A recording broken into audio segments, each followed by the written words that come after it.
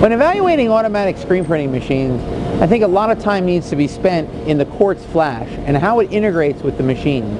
The PRINTEX has a nice design in that it uses an RS-232 cable.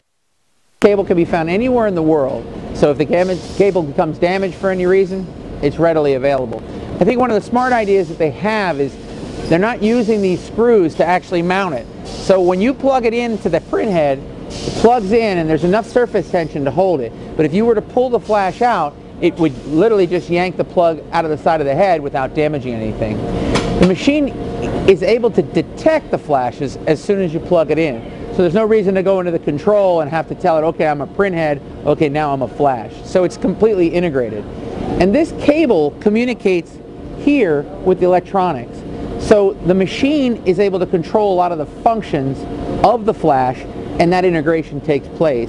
I think the vision for PRINTEX is to be able to tie together the functionality of the flash with the control and then create an algorithm that will allow the machine to automatically make those adjustments that you normally make by twisting knobs.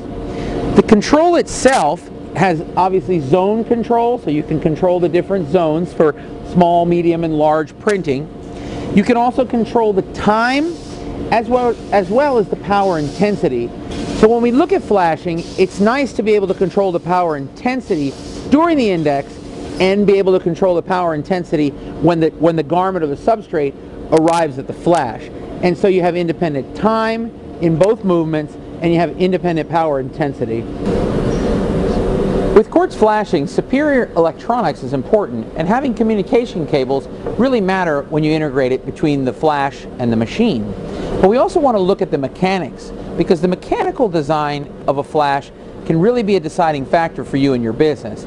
So some of the aspects of this flash that you may not notice at first is that you can push it into the machine and still be able to slide the flash out or in without protruding and taking up valuable real estate in your shop. Most flash units on the market, this is fixed. So once you push it into the machine, if you need to pull it out some, you start to encroach on the real estate. So here you can push it in and still have the ability to slide the flash forward and then lock it in place. You also have angle adjustment, and I know your floor is perfect, but many floors around the world that I visit, they're not flat, especially when we install equipment. We quickly realize how unparalleled or unlevel the floor is. So what this enables you to do is you have angle adjustment, and you also have easy height adjustment. So you can crank the crank and raise and lower the height.